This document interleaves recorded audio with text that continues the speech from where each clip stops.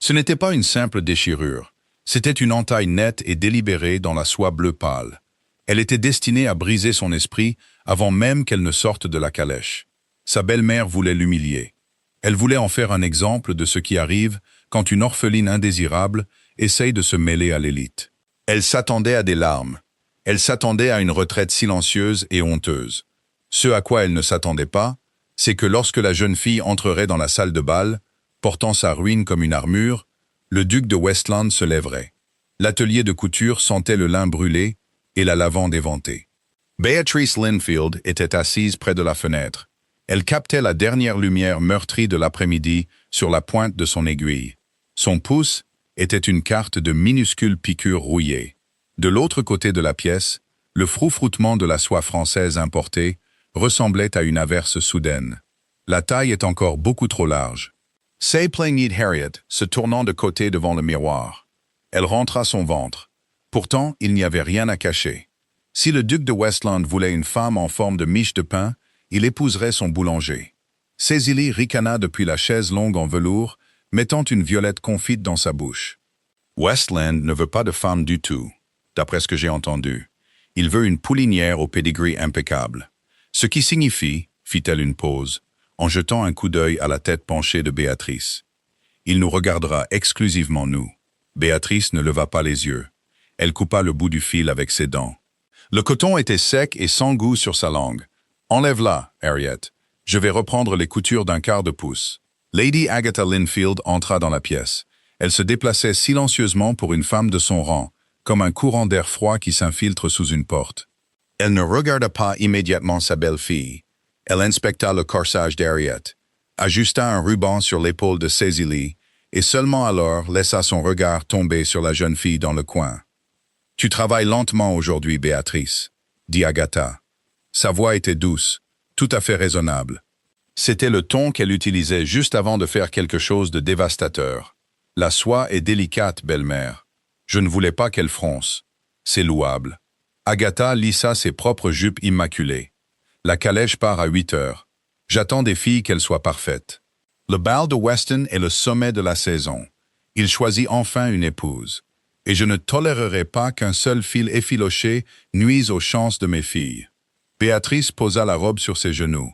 Elle garda les yeux fixés sur le tissu rose pâle. J'ai terminé mes propres corvées pour la semaine. Les comptes sont équilibrés. Le garde-manger est inventorié. Elle prit une lente et courte inspiration. J'aimerais assister au bal ce soir. Un silence lourd et absolu tomba sur la pièce. Cécilie arrêta de mâcher. Harriet se détourna du miroir, la bouche légèrement ouverte. Agatha ne rit pas. Ce n'était pas son genre. Elle inclina simplement la tête, observant Béatrice comme on observerait un chien essayant de marcher sur ses pattes arrière. Amusant, mais finalement contre nature. Vous souhaitez assister au bal du duc? Oui. Vous n'avez pas été officiellement présenté à la société. J'ai 23 ans, belle-mère. J'ai passé l'âge d'avoir besoin d'une présentation formelle. Mon père, les mots se coincèrent, déchiquetés dans sa gorge. Elle les ravala. Mon père voulait que j'y aille. Les yeux d'Agatha devinrent vides. Mentionner le défunt vicomte était une erreur, mais Béatrice était fatiguée. Elle était fatiguée de l'atelier de couture, fatiguée de la poussière, fatiguée d'être un fantôme dans la maison où elle était née. Agatha sourit. Le sourire n'atteignit pas ses yeux. Bien sûr, si c'était le souhait de votre père, loin de moi l'idée de vous priver de la société. Vous pouvez venir. Harriet eut un hoquet de surprise. Mère. Agatha leva une seule main gantée. Harriet ferma la bouche d'un coup sec. Cependant, Béatrice, vous savez que nos fonds sont limités. Il n'y a pas d'argent pour une nouvelle robe. Vous devrez porter quelque chose des malles du grenier. Les affaires de votre mère, peut-être. Merci, dit Béatrice, en gardant sa voix entièrement neutre. Je demanderai à une domestique d'apporter la malle dans votre chambre, dit Agatha. Ne soyez pas en retard. 1 heure plus tard, Béatrice se tenait dans sa petite chambre pleine de courants d'air sous les combles. Une malle en cuir était posée sur le sol, sa serrure brisée. Elle s'agenouilla et souleva le couvercle. Une odeur de camphre et de vieille eau de rose s'en échappa. Elle souleva le papier de soie. En dessous se trouvait une robe de soie bleu glacier, recouverte d'un filet d'argent. C'était la robe que sa mère avait portée à un pavillon royal 15 ans plus tôt. Béatrice la sortit. Le tissu était mou, mais pire que l'âge, il y avait les dégâts. Une énorme entaille déchiquetée courait de la hanche gauche jusqu'au genou. La soie était coupée nettement par ce qui ne pouvait être que des ciseaux de tailleur. Le délicat filet d'argent à l'ourlet était déchiqueté, pendant en touffes tristes et inégales. De grandes taches de rouille indéniables fleurissaient à l'arrière du corsage. Ce n'était pas un accident du temps, c'était une exécution. Agatha n'avait pas envoyé de domestique chercher la malle. Elle y était allée elle-même. Béatrice fixa la robe en ruine. Ses mains se mirent à trembler, un tremblement fin et violent, qui commença dans ses poignets et remonta jusqu'à ses épaules. Elle laissa tomber la robe sur son lit étroit. Elle comprenait parfaitement le jeu. Agatha savait que Béatrice avait de la fierté. Si Béatrice voyait la robe et choisissait de rester à la maison, Agatha gagnait. Elle aurait brisé la rébellion de Béatrice sans lever le petit doigt en public, laissant la jeune fille assise dans le noir, se rappelant parfaitement sa place.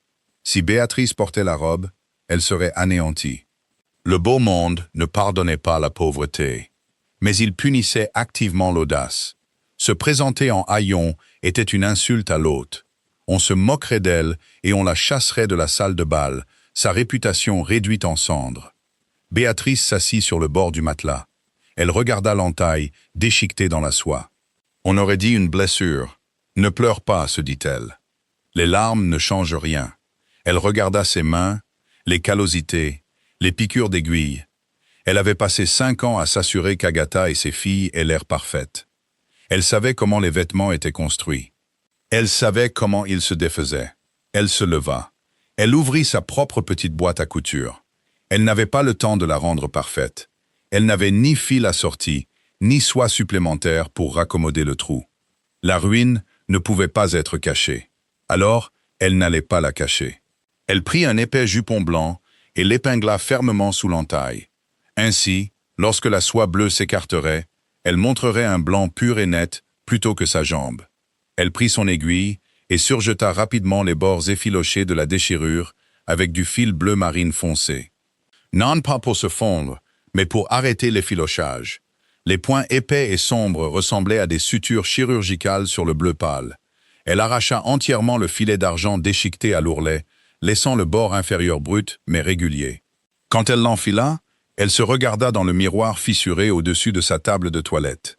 Elle ne ressemblait pas à une princesse. Elle ressemblait à une victime de guerre. La robe était une monstruosité balafrée et recousue. Elle criait la négligence et le raccommodage désespéré et laid. Béatrice attacha ses cheveux sombres en un chignon sévère et simple, sans un seul bijou ni ruban. Elle se pinça les joues jusqu'à ce qu'elle prenne une légère couleur rosée, masquant la pâleur mortelle de sa peur. Elle descendit. La calèche était déjà partie. Agatha n'avait même pas attendu. Béatrice paya un fiacre avec 3 shillings d'argent qu'elle avait gardé caché sous une lame de plancher lâche pendant plus d'1 an. Elle monta dans la voiture, sentant une odeur de gin éventé et de foin humide, et regarda droit devant elle dans la nuit de Londres. La demeure d'Aylesbury n'occupait pas seulement de l'espace à Mayfair, elle le dominait. L'imposante façade de pierre était éclairée par des centaines de flambeaux.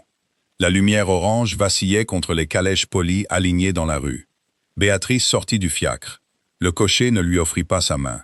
Il la regarda simplement. Puis il regarda l'immense manoir et cracha dans le caniveau. « Bonne chance à vous, mademoiselle. On dirait que vous en aurez besoin. » Elle ne répondit pas. Elle rejoignit la fin de la file des arrivants. La sensation physique d'être déplacée fut immédiate et suffocante.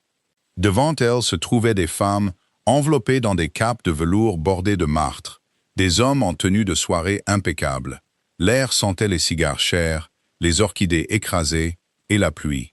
Béatrice portait un châle de laine délavé sur sa robe mutilée. Lorsqu'elle atteignit le grand portique, le valet en livrée tendit sa main gantée de blanc pour son invitation. Il ne regarda pas son visage. Il regarda le bord de son ourlet de soie brute, frôlant les marches de marbre. Sa main hésita. Béatrice lui fourra la carte épaisse dans la main. « Mademoiselle Béatrice Linfield », dit-elle. Sa voix semblait mince, tendue. Le valet passa la carte au majordome. Le majordome, un homme plus âgé, aux yeux de silex, toisa Béatrice de haut en bas. Il vit les poings sombres et lourds qui maintenaient la hanche tailladée. Il vit les bords effilochés, pendant une fraction de seconde, et Béatrice le vit débattre, la renvoyer. Il calculait le risque de chasser une invitée contre le risque de laisser une mendiante entrer dans la maison du duc. Mais l'invitation portait le sceau des Linfield, et elle était authentique. Il offrit un signe de tête bref et sec, et fit un geste vers le grand escalier. Béatrice entra. Le foyer était une caverne de marbre blanc et de feuilles d'or. Un immense lustre en cristal pendait au-dessus, projetant une lumière crue et brillante qui ne pardonnait rien. L'escalier montait en courbe vers la salle de bal, les marches bordées de fougères et de roses blanches. Béatrice monta la première marche. Elle retira son châle de laine et le tendit à une domestique déconcertée. Au moment où la robe fut entièrement exposée, la température dans le foyer sembla chuter. Cela commença avec une femme en vert émeraude près du bas de l'escalier. Elle était en plein rire, son éventail flottant, quand ses yeux croisèrent Béatrice. Le rire mourut instantanément. L'éventail s'arrêta. Elle tapota le bras du gentleman à côté d'elle. Il se tourna. Ses sourcils se haussèrent vers la racine de ses cheveux. Béatrice garda le menton parallèle au sol. Elle monta la deuxième marche, un pied devant l'autre. Verrouillait le genou. Respirer. Le silence se propagea vers le haut, une vague invisible submergeant la foule. Les conversations s'interrompirent brusquement. Les têtes se tournèrent. Ce n'était pas le silence de l'admiration. C'était le silence aigu et prédateur d'une meute de chiens, flairant une odeur de sang. Puis les murmures commencèrent. Ils n'étaient pas discrets.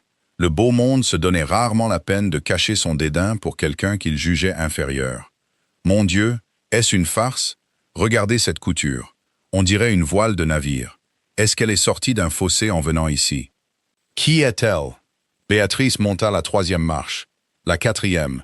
Son pouls battait un rythme frénétique et creux contre ses côtes. Elle avait un goût de cuivre au fond de la gorge. La chaleur d'une centaine de regards brûlait sa peau. Elle pouvait sentir l'emplacement exact de la soie tailladée sur sa hanche. Le lourd fil bleu marine semblait être des poids de plomb la tirant vers le bas. À mi-chemin de l'escalier, elle les vit. Agatha, Harriet et Cécilie se tenaient sur le palier supérieur, près de l'entrée de la salle de bal.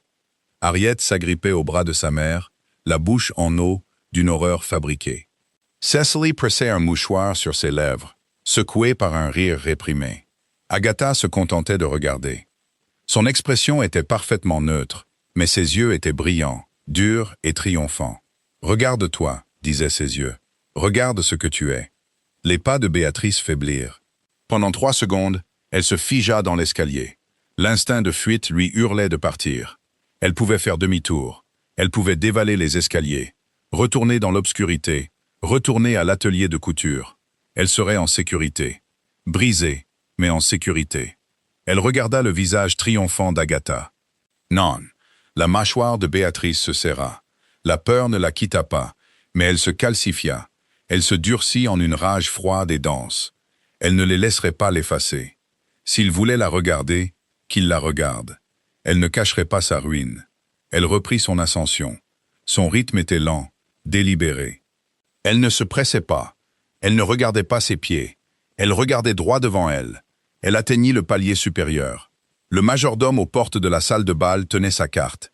Il la regarda, puis la vaste salle scintillante au-delà. Il s'éclaircit la gorge. Le son parut fort dans le silence soudain et tendu. Mademoiselle Béatrice Linfield. Sa voix retentit, résonnant contre les plafonds voûtés. Les grandes portes doubles étaient déjà ouvertes. Béatrice franchit le seuil et entra dans la fosse aux lions. Charles Parker, le duc de Westland, s'ennuyait. Ce n'était pas un ennui passager et poli. C'était un épuisement profond, jusqu'à l'os, face au cirque performatif de sa propre vie. Il était assis sur une chaise en velours à haut dossier, près de l'alcôve de l'orchestre, un verre de brandy intact à la main, observant la salle d'un regard qui semblait lourd et gris. Il avait 34 ans. Il avait passé la vingtaine dans la péninsule, commandant des hommes qui saignaient rouge dans la boue, des hommes qui criaient pour leur mère quand la mitraille déchirait leurs lignes. Il était retourné en Angleterre pour hériter d'un duché, d'une fortune colossale et d'une société qui se souciait profondément de la largeur précise d'une cravate. Ce soir était censé être la nuit où il choisirait une duchesse. Les mères du beau monde, avait fait défiler leur fille devant lui pendant 3 heures. Elles étaient parfaites. Leurs cheveux étaient de l'or filé et du jet poli. Leurs robes coûtaient plus que ce qu'un fermier gagnait en une vie. Elle riait de ses blagues avant qu'il ne les ait terminées. Elles étaient d'accord avec des opinions qu'il n'avait même pas. C'étaient des mannequins, programmés pour plaire. Charles se sentait complètement, totalement seul, dans une salle de 500 personnes. Il envisageait de se retirer dans son bureau et de verrouiller la porte quand le rythme de la salle vacilla. C'était un changement subtil au début. La valse jouée par l'orchestre semblait perdre son tempo. Le premier violoniste regardait par-dessus son archet vers l'entrée. Charles suivit son regard. La foule près des portes s'écartait. Elle ne s'écartait pas par respect comme elle le faisait pour lui. C'était un recul physique. Les gens reculaient, retirant leur soie coûteuse du chemin, comme pour faire de la place à quelque chose de malade. À travers la brèche, une femme marchait. Charles fronça les sourcils, se penchant légèrement en avant. Elle portait du bleu, ou ce qui avait été du bleu. La robe était un désastre. Elle était délavée, manquant du soutien structurel que la mode actuelle exigeait. Mais ce n'est pas ce qui attira son attention. C'était l'immense et violente déchirure sur le côté de sa jupe. Les yeux de Charles se plissèrent. Il savait à quoi ressemblaient les déchirures accidentelles. Il avait vu assez d'hommes s'accrocher à des épines ou des baïonnettes. Les déchirures accidentelles sont irrégulières et tirent le tissu. C'était une ligne nette et droite. Quelqu'un avait passé une lame sur ce tissu et elle l'avait recousu. Le fil épais et sombre quadrillait la soie bleue pâle comme une cicatrice. C'était laid, c'était provoquant. Charles leva les yeux de la robe vers son visage. Elle était pâle, d'un blanc de craie, et sa poitrine se soulevait et s'abaissait en respiration courte et rapide. Ses cheveux sombres étaient tirés en arrière sévèrement.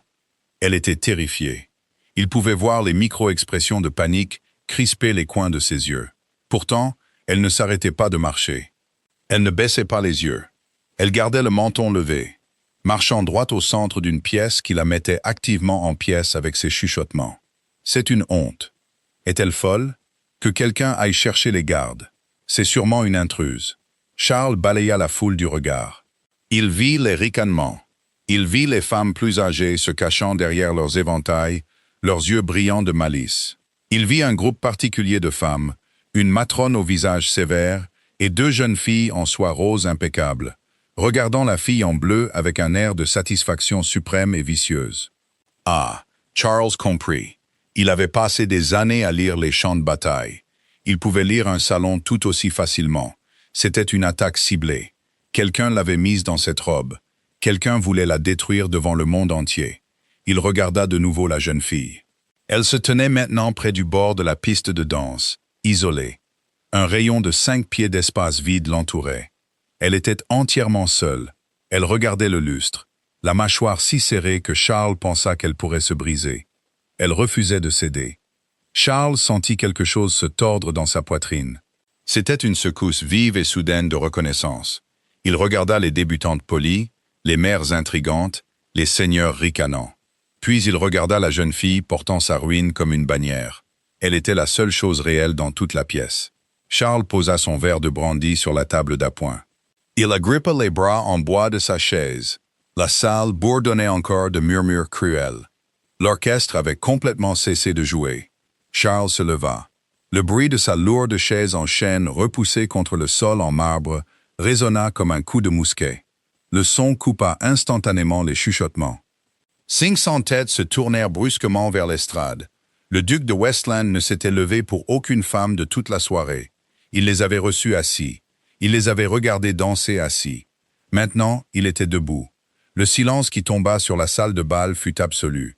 Il était épais, lourd et paniqué. Les gens retinrent leur souffle. Charles les ignora tous. Il boutonna son manteau de soirée noire avec une précision lente et délibérée. Il descendit de l'estrade. La foule recula en se bousculant, s'écartant pour lui, laissant un large chemin dégagé jusqu'au centre de la pièce. Il marcha lentement. Ses bottes claquaient contre le parquet poli. Il ne regarda ni à gauche ni à droite. Il garda les yeux fixés sur la jeune fille à la robe de soie bleue déchirée. En s'approchant, il la vit tressaillir. Elle pensait qu'il venait la chasser. Ses yeux, d'un gris orageux saisissant, rencontrèrent les siens. Ils étaient préparés pour le coup de grâce. Charles s'arrêta à exactement 3 pieds devant elle. Il ne parla pas immédiatement. Il laissa toute la salle regarder. Il laissa les matrones et les seigneurs ricanants voir exactement où son attention était fixée. Puis Charles Parker, le duc de Westland, planta ses pieds, plaça sa main droite sur son cœur et exécuta une révérence parfaite, profonde et formelle. C'était une révérence réservée à la royauté. Un hoquet collectif parcourut la salle. Quelque part à l'arrière, un éventail tomba bruyamment sur le sol. Charles se redressa. Il regarda dans les yeux choqués et écarquillés de Béatrice. La terreur en eux cédait lentement la place à une confusion totale. « Vous honorez ma maison de votre présence », dit Charles. Sa voix était profonde, portant facilement dans le silence de mort de la pièce. Elle ne contenait aucune pitié. Elle contenait une gravité absolue. « Je ne crois pas que nous ayons été formellement présentés. Je suis Westland. » Les lèvres de Béatrice s'entr'ouvrirent. Elle le fixa. Elle regarda son visage, la légère cicatrice pâle près de sa mâchoire, les yeux sombres et fatigués qui brillaient actuellement d'une chaleur intense et silencieuse. « J'ai » commença-t-elle, sa voix se brisant. Elle déglutit difficilement, forçant ses cordes vocales à fonctionner. « Je suis Béatrice Linfield, votre grâce, mademoiselle Linfield. » Charles tendit sa main gantée de blanc. L'orchestre semble avoir oublié son devoir. « Mais s'ils s'en souviennent, puis-je avoir l'honneur de cette danse ?» La main gantée de Charles resta tendue. Elle ne vacilla pas. Le silence dans la salle s'était étiré si fort qu'on aurait dit que les pampilles de cristal du lustre pourraient se briser sous la tension. Béatrice regarda sa main. Le coton blanc était immaculé. Ses propres mains étaient nues.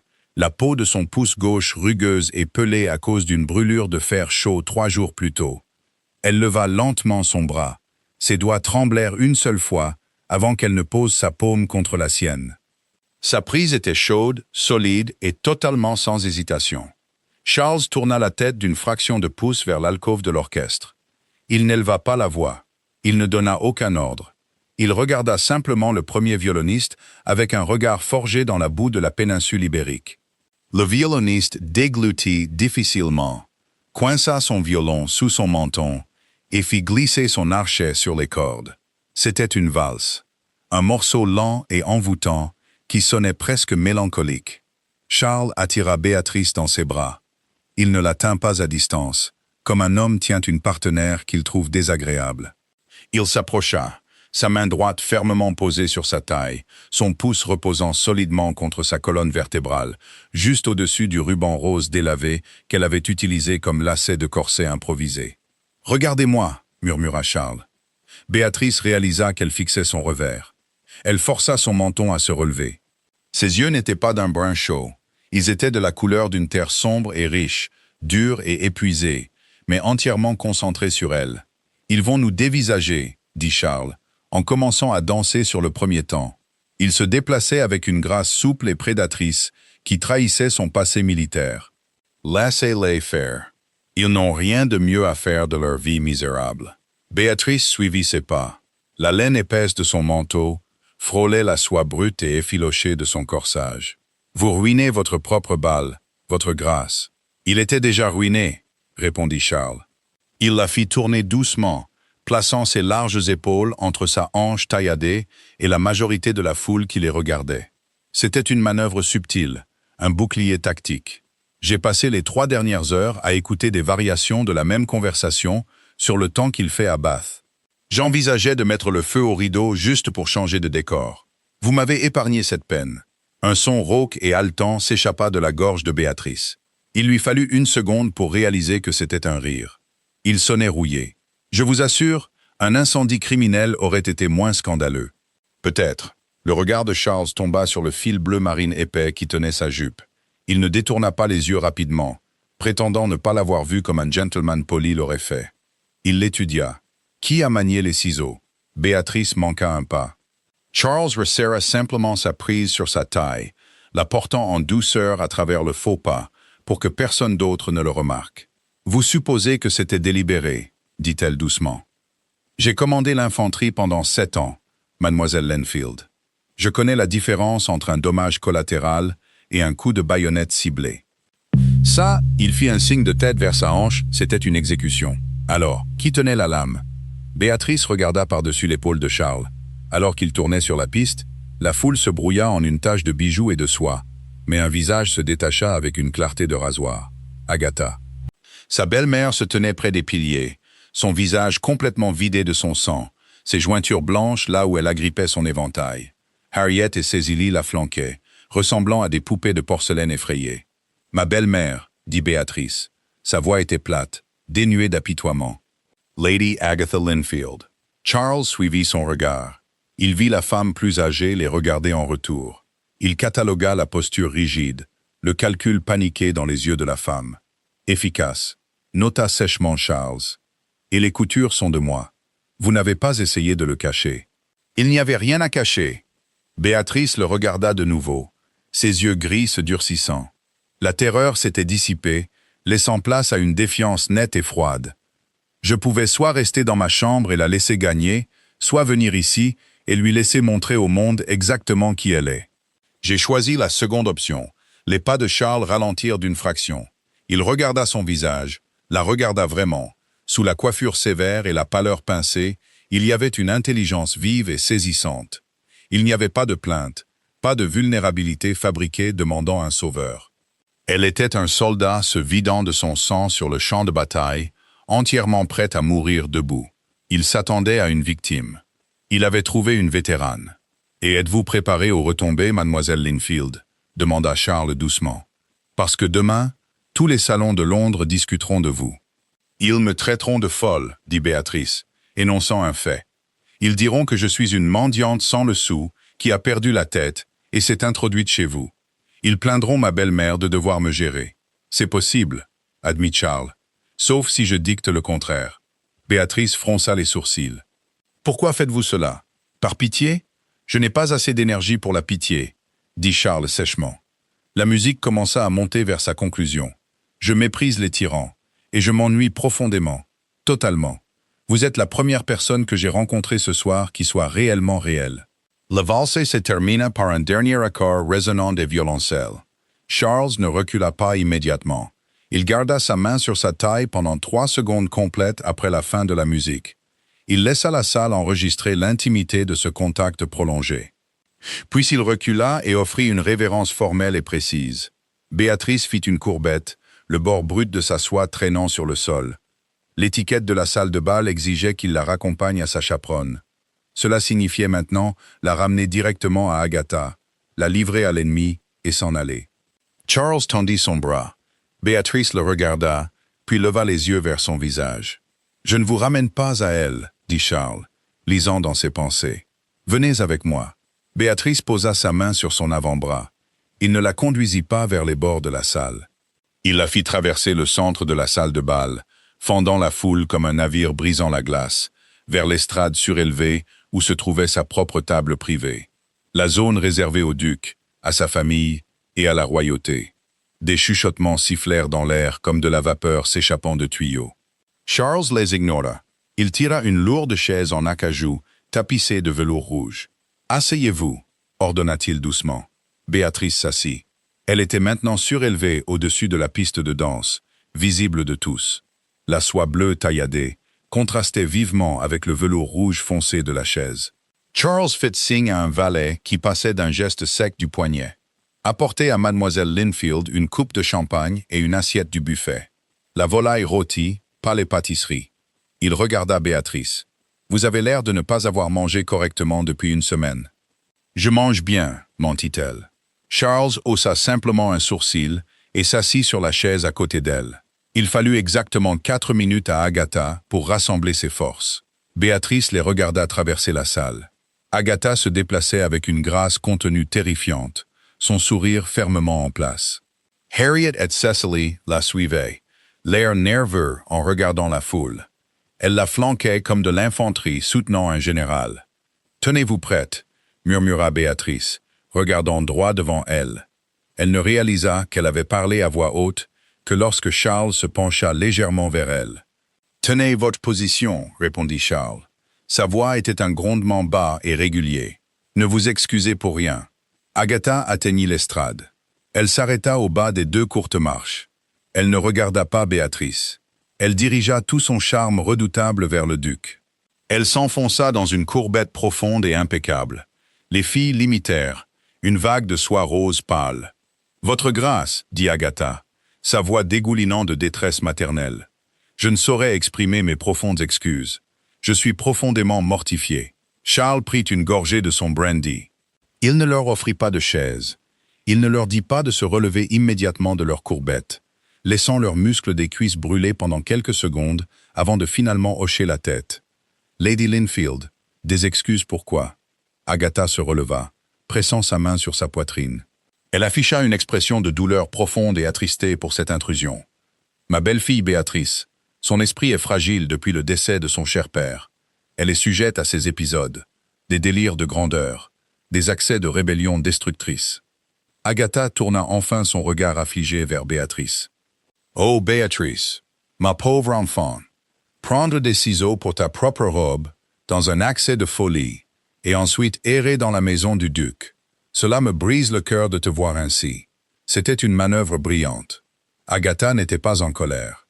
Elle était la victime d'une pupille tragique et mentalement instable. Elle dépeignait Béatrice non pas comme une rebelle, mais comme une folle. Dans la haute société, la folie était une tâche qui ne partait jamais. Béatrice sentit la griffe froide de la panique lui serrer les poumons. Elle ouvrit la bouche, mais les mots restèrent coincés. Comment se défendre contre la pitié? Si elle criait, elle donnait raison à Agatha. Si elle pleurait, elle donnait raison à Agatha. Charles posa son verre. Le léger tintement du cristal contre le bois parut fort. Un épisode, dites-vous? Charles se pencha en avant, posant ses avant-bras sur ses genoux. Il regarda Agatha avec une expression d'intérêt clinique et poli.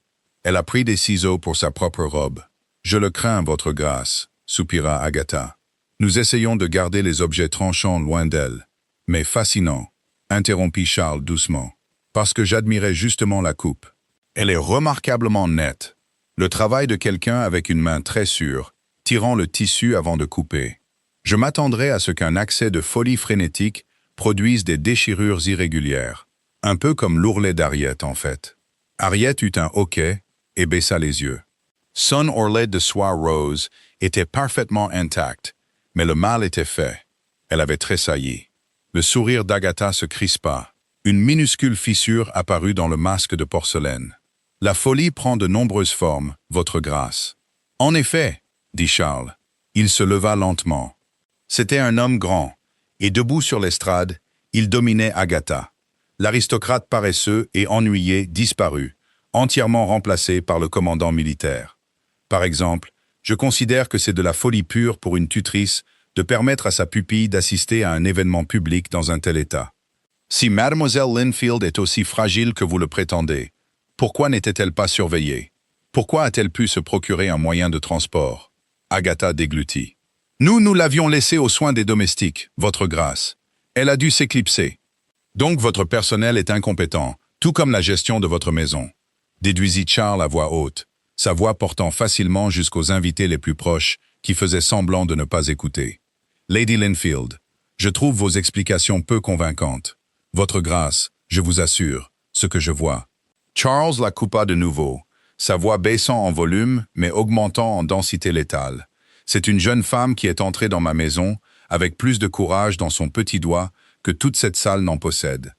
Je vois une robe qui a été délibérément sabotée par quelqu'un terrifié à l'idée d'être éclipsé. Il regarda Harriet et Cecily. Elles reculèrent sous son regard. Il ne prit même pas la peine de les insulter. Son manque total d'intérêt était suffisamment dévastateur. Charles se tourna de nouveau vers Agatha. « Mademoiselle Linfield est mon invitée d'honneur ce soir. Elle restera ici aussi longtemps qu'elle le souhaitera.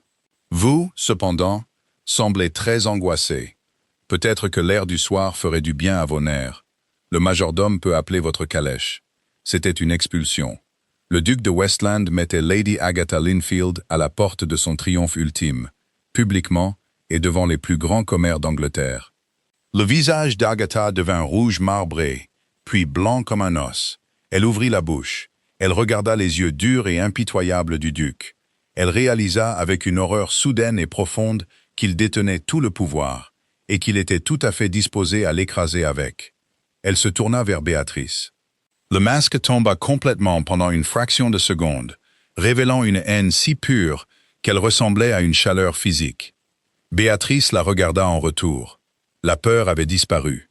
Elle était assise sur la chaise du duc, tenant le champagne du duc, portant sa robe en ruine. Elle ne jubilait pas. Elle ne souriait pas. Elle regardait simplement Agatha avec les yeux calmes et plats d'une survivante, regardant la marée se retirer. La couturière était très méticuleuse. « Belle-mère », dit doucement Béatrice. Mais comme vous pouvez le voir, le fil a tenu. Agatha tourna sur ses talons. « Venez les filles », siffla-t-elle. Harriet et Cecily se précipitèrent derrière elle, leur soie rose froufroutant frénétiquement alors qu'elles fuyaient pratiquement la salle de bal. Charles les regarda partir. Il se rassit à côté de Béatrice.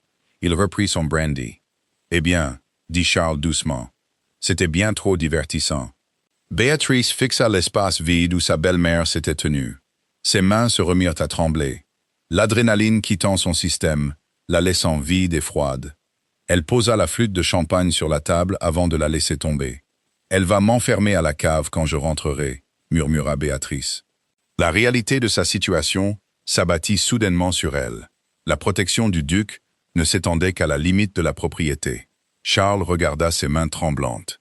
Il tendit la main et couvrit doucement ses mains avec la sienne, les pressant à plat contre la table pour arrêter les tremblements. « Non », dit Charles. « Elle ne le fera pas. » À 2 heures du matin, le bal s'était réduit à un rythme lent et ivre. Béatrice n'avait pas dansé de nouveau. Elle n'en avait pas eu besoin. Elle était restée assise à côté du duc pendant 3 heures. Des hommes importants étaient venus à la table, cherchant initialement les faveurs de Charles. Mais sous le regard silencieux et autoritaire de Charles, il s'était incliné devant Béatrice. Des femmes qui s'étaient moquées d'elle 3 heures plus tôt souriaient maintenant nerveusement quand elles croisaient son regard. C'était une illusion de pouvoir.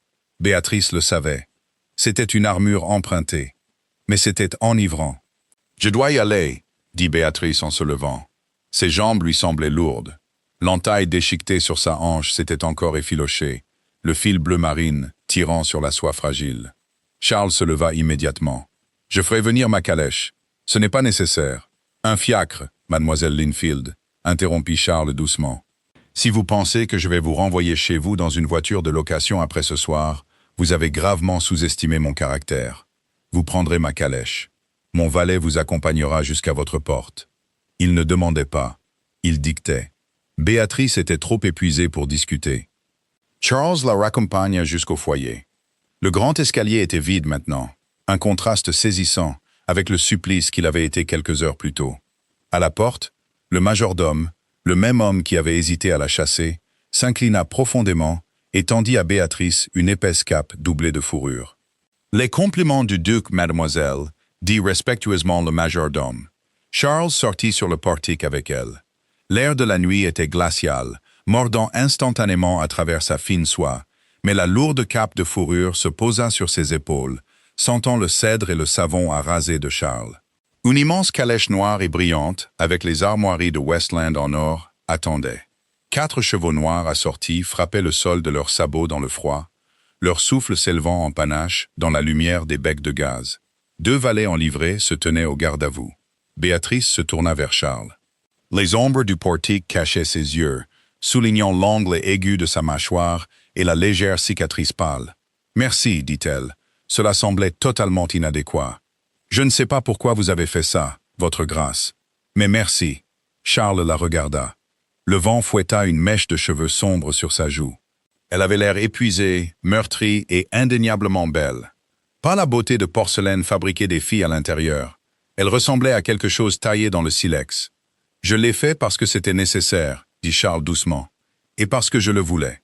Rentrez chez vous, mademoiselle Linfield. Dormez.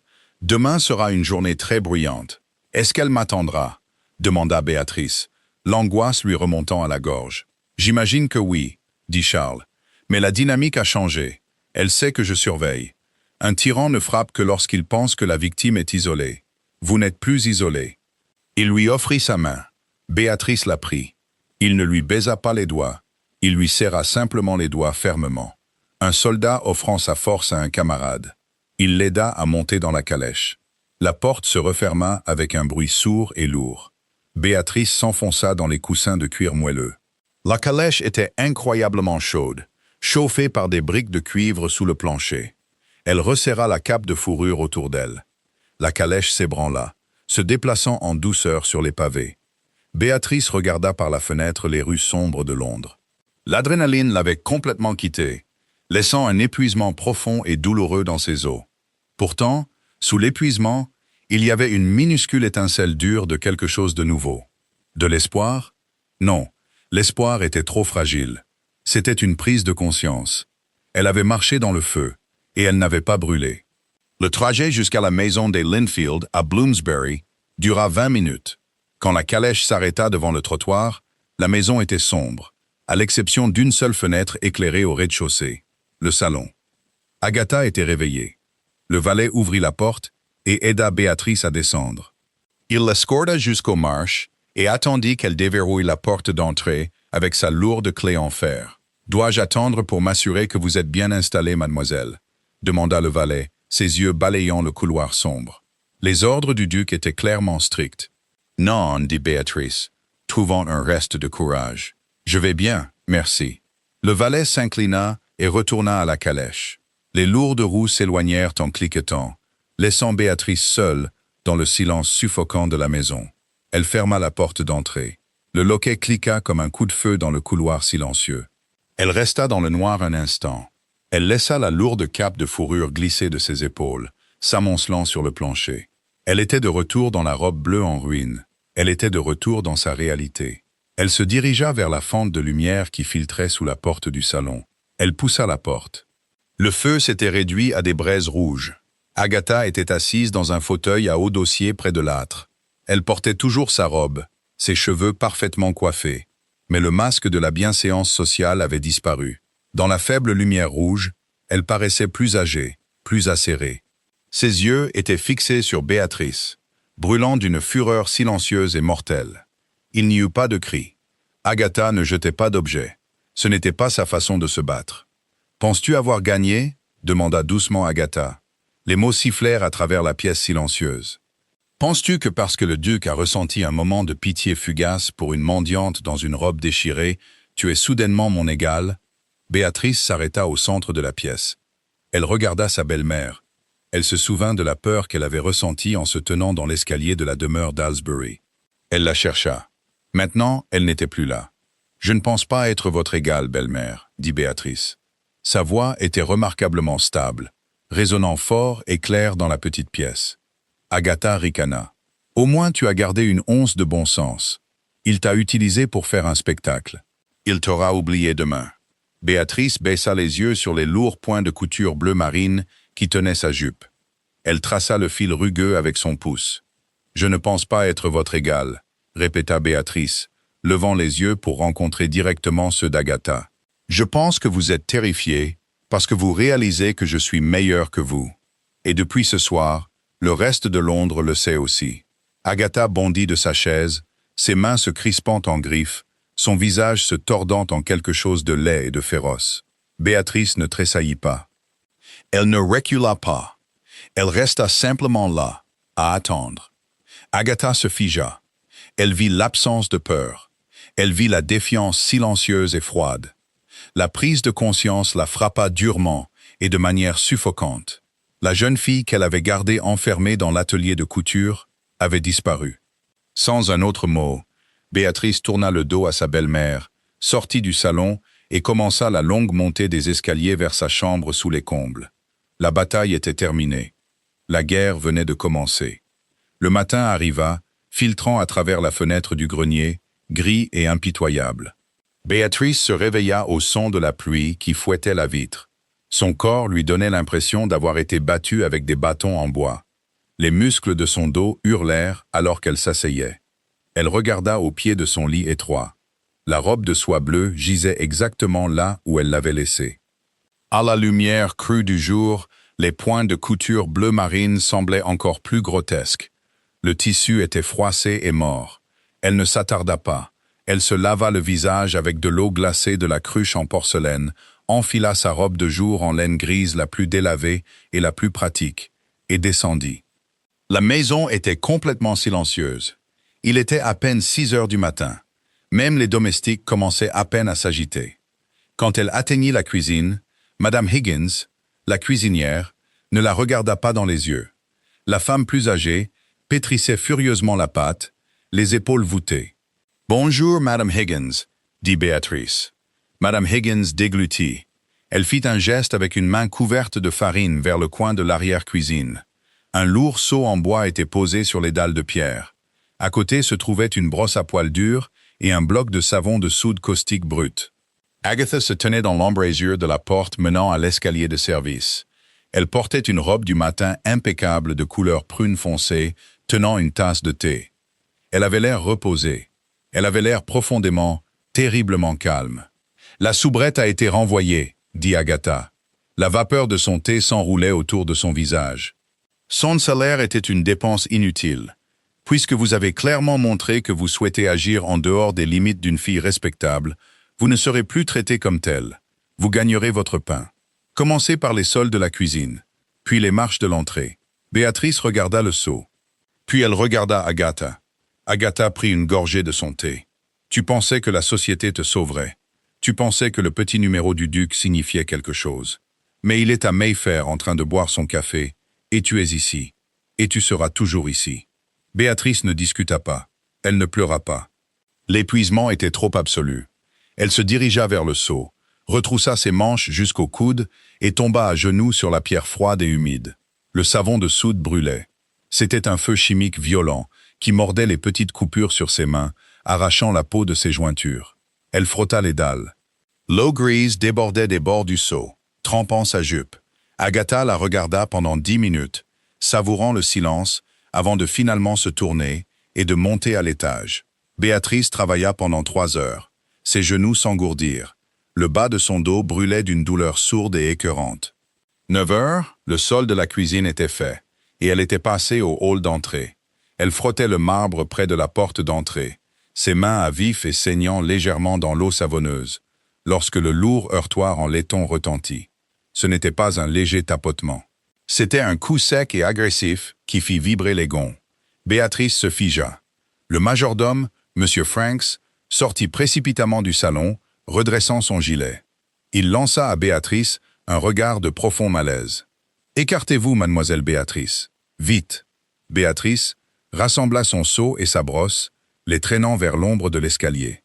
Elle n'eut pas le temps de disparaître complètement avant que M. Franks n'ouvre la porte. La pluie tombait toujours, une bruine londonienne régulière. Debout sur la marche supérieure, ignorant complètement le temps, se trouvait Charles Parker. Il n'était pas habillé pour une visite matinale. Il portait de hautes bottes d'équitation en cuir éclaboussé de boue, un lourd manteau sombre et pas de chapeau. Il paraissait grand, dangereux et complètement déplacé sur le porche des Linfield. « Votre grâce » balbutia M. Franks, s'inclinant si profondément qu'il faillit se cogner la tête sur la poignée de porte. « Nous ne nous attendions pas. Lady Linfield ne reçoit pas. »« Je ne suis pas ici pour Lady Linfield », dit Charles. Sa voix était basse, tranchant la panique du majordome comme une lame. Il n'attendit pas d'être invité à entrer. Il franchit le seuil, forçant M. Franks à reculer en se bousculant. Les yeux sombres de Charles balayèrent le couloir. Ils ignorèrent les vases coûteux et les miroirs dorés. Ils se fixèrent immédiatement sur le coin sombre sous l'escalier. Il vit la robe de laine grise.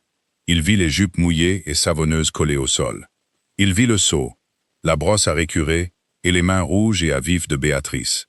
La température dans le couloir sembla chuter de 10 degrés. Charles n'eut pas l'air choqué. Il ressemblait à un soldat qui venait de trouver la faiblesse de l'ennemi. Un muscle de sa mâchoire se contracta, tendu et rigide. Des bruits de pas claquèrent sur le palier supérieur. Agatha, ayant entendu l'agitation, descendit précipitamment les escaliers. Elle s'arrêta net à mi-chemin en voyant la silhouette massive et imposante du duc dans son foyer. « Votre grâce » allaita Agatha, ses mains volant à sa gorge dans un choc fabriqué. « Qu'y a-t-il? Vous êtes trempé. »« Monsieur Franks, prenez le manteau de sa grâce. »« Ne touchez pas à mon manteau, » dit Charles. Le majordome retira instantanément sa main. Charles ne regarda pas Agatha. Il marcha lentement, délibérément, vers les ombres sous l'escalier. Il s'arrêta devant Béatrice. Elle était toujours à genoux, une main agrippant les poils mouillés de la brosse. Elle leva les yeux vers lui, ses yeux gris écarquillés, sa poitrine se soulevant et s'abaissant rapidement. « Levez-vous, » dit Charles doucement. « Mes mains sont sales, » murmura Béatrice. C'était une chose stupide et insensée à dire, mais son cerveau avait complètement court-circuité. Charles s'en moquait. Il se pencha, lui saisit le haut des bras et la releva. Il le fit sans ménagement, mais avec une force absolue et inébranlable. Quand elle fut debout, il regarda ses mains, la peau craquelée, les brûlures chimiques rouges et vives de la soude. Il se tourna enfin pour regarder Agatha dans l'escalier. « Une soubrette ?» demanda Charles. Sa voix était incroyablement calme. C'était le son le plus mortel que Béatrice ait jamais entendu. Le visage d'Agatha pâlit. Elle était punie, votre grâce. Elle a été totalement insubordonnée la nuit dernière. Une tutrice doit maintenir la discipline dans sa propre maison. C'est une affaire de famille. Une affaire de famille. Charles répéta les mots comme s'il goûtait quelque chose de pourri. Il gardait une main fermement enroulée autour du bras de Béatrice, l'ancrant. « Lady Linfield, j'ai passé la matinée à mon club. Savez-vous de quoi parlaient les hommes ?» Agatha agrippa la rampe. « Je ne saurais l'imaginer, votre grâce. Il parlait d'une femme qui a eu le cran pur et simple d'entrer dans une pièce de vipère en portant sa propre destruction, et comment elle les a complètement réduits au silence. » Charles fit un pas vers l'escalier, entraînant Béatrice avec lui. Il parlait aussi de vous. D'une femme si remarquablement peu sûre d'elle qu'elle a dû prendre une lame pour une robe, parce qu'elle savait définitivement qu'elle ne pouvait pas rivaliser sur un pied d'égalité. La bouche d'Agatha s'ouvrit et se ferma. Aucun son n'en sortit. « Vous pensiez que j'aurais oublié au matin, » dit Charles. « Vous pensiez que ma protection était un tour de passe-passe. Vous êtes une femme très stupide. » Il se tourna vers Béatrice. « Où sont vos affaires ?»« Mes affaires ?» demanda Béatrice, l'esprit confus. « Vos vêtements? Vos biens? Où sont-ils ?»« Dans ma chambre. » Charles regarda M. Franks. « Montez, faites la malle de Mademoiselle Linfield. Descendez-la immédiatement. Vous ne pouvez pas faire ça, » hurla Agatha, retrouvant enfin sa voix. Elle dévala les dernières marches. « Elle est ma pupille. Vous n'avez aucun droit légal. C'est un enlèvement, votre grâce. J'appellerai le magistrat. » Charles lâcha le bras de Béatrice et se plaça directement sur le chemin d'Agatha. Il la dominait, ses larges épaules bloquant le couloir. « Appelez-le » suggéra Charles, sa voix un ronronnement mortel. « Appelez le magistrat, appelez les gendarmes. Et pendant qu'ils sont là, je demanderai à mes avocats de vérifier les comptes du domaine des Linfield. Je leur demanderai de regarder de très près comment la fille d'un vicomte a fini par frotter les sols pendant que sa belle-mère achète de la soie française. Je vous ruinerai devant les tribunaux, Lady Linfield. Je gèlerai votre crédit. J'achèterai vos dettes, et je veillerai personnellement à ce que vous n'ayez pas assez de cuivre pour acheter une miche de pain. Mais comprenez-vous? » Agatha le fixa. La violence pure et écrasante de son ton la brisa. Elle recula, les mains tremblantes. M. Franks apparut sur le palier, traînant la malle en cuir cabossé en bas des escaliers, avec une vitesse surprenante. Charles se tourna de nouveau vers Béatrice. Il ne lui demanda pas si elle voulait partir. Il ramassa simplement la lourde cape de laine qu'Agatha avait laissée draper sur une chaise et l'enveloppa autour des épaules tremblantes de Béatrice, couvrant sa robe mouillée. « Venez, » dit Charles. Il n'attendit pas qu'elle marche. Il posa une main au creux de son dos et la guida hors de la porte d'entrée, sous la pluie, et directement dans sa calèche qui attendait. Béatrice ne fut pas emmenée à la demeure d'Aylesbury. Elle fut conduite dans une maison de ville modeste et d'un goût impeccable à Mayfair, appartenant à Lady Honoria Sterling, la tante veuve de Charles. Lady Honoria était une femme forgée dans le fer et l'esprit sec. Elle jeta un coup d'œil aux mains à vif et à la robe mouillée de Béatrice, ordonna un bain chaud et dit à son neveu de s'asseoir dans le salon et de bien se tenir. Pendant 2 jours, Béatrice dormit. Elle mangea de la soupe chaude. Elle laissa une domestique appliquer une pommade apaisante sur ses jointures craquelées. L'absence soudaine de peur était totalement désorientante. Elle attendait sans cesse que la trappe s'ouvre sous ses pieds. L'après-midi du 3e jour, elle était assise dans la petite véranda vitrée de Lady Honoria. La pluie avait cessé, et une pâle lumière du soleil filtrait à travers les vitres, réchauffant la terre humide des fougères en pot. Elle portait une simple et belle robe de laine mérinos vert foncé qu'Honoria lui avait fournie. Elle entendit le pas lourd et mesuré de bottes sur le chemin de pierre avant que la porte ne s'ouvre. Charles entra. Il n'avait plus la boue ni le grand manteau. Il était impeccablement vêtu de gris anthracite, sa cravate nouée avec une précision sévère, mais ses yeux étaient exactement les mêmes, fatigués, vifs et entièrement concentrés sur elle. Il ne s'assit pas sur la chaise en fer forgé en face d'elle. Il se tenait près d'une grande fougère, observant son visage. « Votre tante a été très gentille, » dit doucement Béatrice, brisant le silence. « Ma tante est une terreur, mais elle respecte les survivants, » répondit Charles. Il croisa les bras. « Vos mains guérissent. »« Oui, merci. » Béatrice baissa les yeux sur ses genoux. « Mais nous devons parler de la réalité, votre grâce. Je ne peux pas rester ici indéfiniment. Je n'ai pas d'argent, et j'ai effectivement brûlé le seul pont que j'avais, aussi pourri soit-il. Je dois trouver un emploi, peut-être comme gouvernante ou dame de compagnie. » Charles laissa échapper un son bref et rauque. Ce n'était pas tout à fait un rire. « Une gouvernante ? Vous pensez que je vous ai sorti de cette maison pour vous voir élever les enfants gâtés de quelqu'un d'autre? Qui a-t-il d'autre » Le défia Béatrice, le menton relevé. « Vous m'avez sauvé du savon de soude. Je vous en suis profondément reconnaissante. Mais la société ne fonctionne pas sur la gratitude. Elle fonctionne sur le capital, et je n'en ai aucun. Je suis un scandale. Vous êtes une sensation, corrigea Charles. Agatha a essayé de raconter son histoire, mais ma tante a fait 3 visites matinales hier. Elle a mentionné nonchalamment le savon de soude. Le beau monde adore un méchant, Béatrice. Ils adorent la cruauté d'Agatha parce que cela leur donne un sentiment de supériorité morale, et ils vous adorent parce que vous y avez survécu. Vous êtes actuellement la femme la plus intéressante de Londres. Les modes passent, dit Béatrice sans embâge. C'est vrai. Charles bougea enfin. Il s'approcha et s'assit sur la chaise en face d'elle. Il se pencha en avant, posant ses coudes sur ses genoux, envahissant son espace avec sa présence intense et rassurante. C'est pourquoi nous allons rendre cela permanent. Béatrice arrêta de respirer. Elle le fixa. Je vous l'ai dit au bal, je méprise la nature performative de ma vie, dit Charles. Sa voix était basse, dépouillée de tout vernis aristocratique. C'était la voix d'un homme dans les tranchées. On s'attend à ce que je me marie. On s'attend à ce que je choisisse une femme qui sourira, organisera des dîners et prétendra que je ne suis pas vide à l'intérieur. Je ne veux pas de ça. Il tendit la main et prit doucement sa main droite. Il ne la baisa pas. Il traça les marques de brûlures rouges et estompées sur ses jointures avec son pouce. « J'ai passé des années à mener une guerre qui m'a tout pris, » dit Charles doucement. « Je suis revenu dans un monde qui semblait en carton. Rien n'était réel, jusqu'à ce que vous entriez dans ma salle de bal dans une robe en ruine, le menton levé, pendant qu'une centaine de personnes essayaient de vous écraser. » Il leva les yeux de sa main, rencontrant son regard. « Je ne veux pas d'une poupée de porcelaine, Béatrice. Je veux une partenaire qui sait ce que signifie saigner et continuer à avancer. Je veux la femme qui a recousu sa propre destruction et l'a portée comme une couronne. » La gorge de Béatrice était terriblement serrée. Charles, c'était la première fois qu'elle utilisait son nom. Il avait un goût dangereux. « Vous ne me connaissez pas. Vous connaissez mes instincts de survie.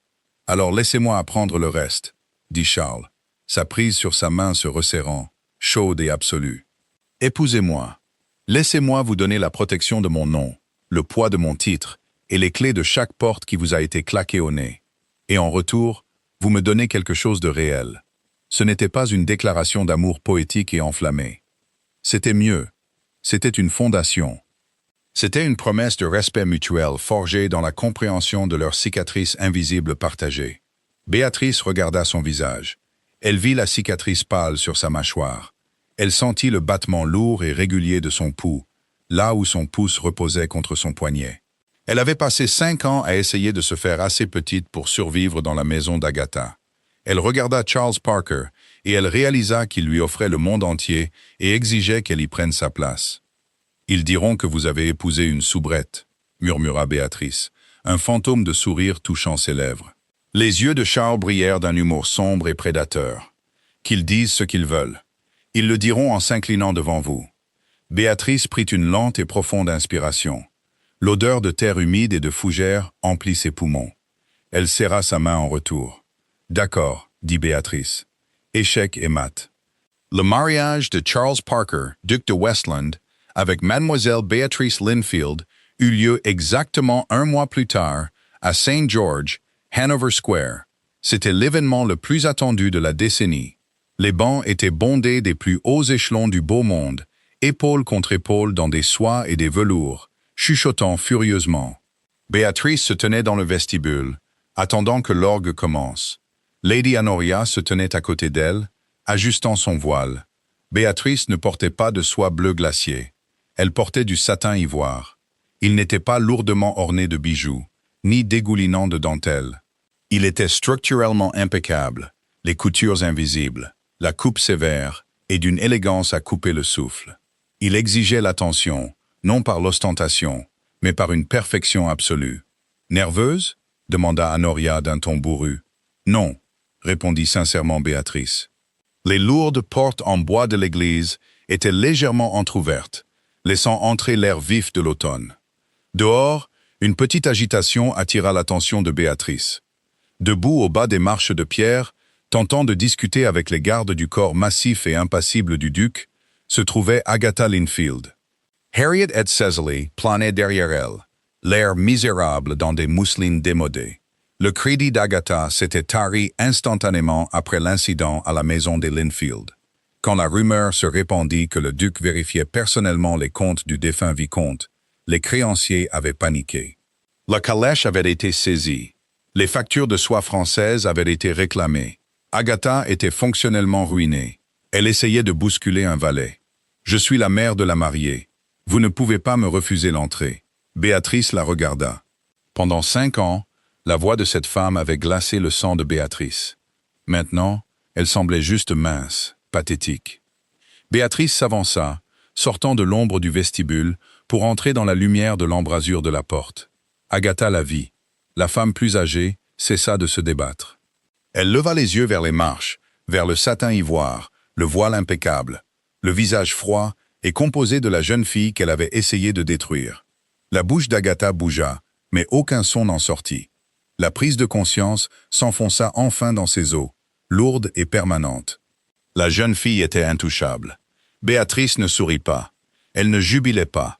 Elle fit simplement à Agatha un lent et microscopique signe de tête de reconnaissance, un bourreau abaissant la lame, et rentra dans l'église. L'orgue rugit.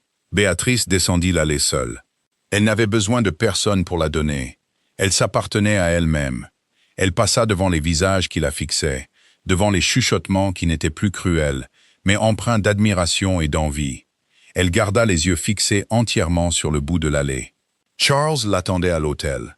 Il se tenait droit, impeccable, dans son manteau de cérémonie sombre. Quand il la vit, les traits durs et militaires de son visage s'adoucirent. L'épuisement dans ses yeux sombres disparut, remplacé par une révérence silencieuse et brûlante. Béatrice l'atteignit. Il lui tendit la main. Le gant blanc avait disparu. Sa main était nue, chaude et réelle. Elle posa sa main nue dans la sienne. Alors qu'il se tournait vers l'autel, Béatrice plongea la main dans la poche cachée, cousue dans la couture de son impeccable robe ivoire. Ses doigts effleurèrent un minuscule objet rugueux. C'était une petite bande de 2 pouces de soie bleu pâle, maintenue par un point de couture bleu marine épais et laid. Elle le gardait comme un rappel, non pas de la cruauté qu'elle avait subie, mais du moment exact où elle avait refusé de se briser. Charles sentit son mouvement. Il baissa les yeux, puis se pencha, ses lèvres effleurant le bord de son oreille. « Êtes-vous prête, votre grâce ?» murmura-t-il. Béatrice regarda l'homme qui l'avait vu au pire de sa forme et qui avait décidé qu'elle était exactement ce qu'il voulait. Elle resserra sa prise sur sa main, entrant fermement dans la lumière. « J'ai été prête toute ma vie, » dit-elle. Et le duc sourit. « Si vous avez aimé voir Béatrice renverser la situation et gagner le jeu ultime du pouvoir, appuyez sur le bouton « J'aime » dès maintenant. » Béatrice a prouvé que parfois, votre plus grande ruine est en fait votre armure la plus solide. Quel a été votre moment préféré? La confrontation dans la salle de bal ou Charles la sortant de cette cuisine? Dites-le moi dans les commentaires ci-dessous. N'oubliez pas de partager cette histoire avec vos amis qui aiment les héroïnes intelligentes et féroces et abonnez-vous à la chaîne avec les notifications activées pour ne jamais manquer une autre romance épique. D'ici la prochaine fois, gardez la tête haute et vos coutures bien solides.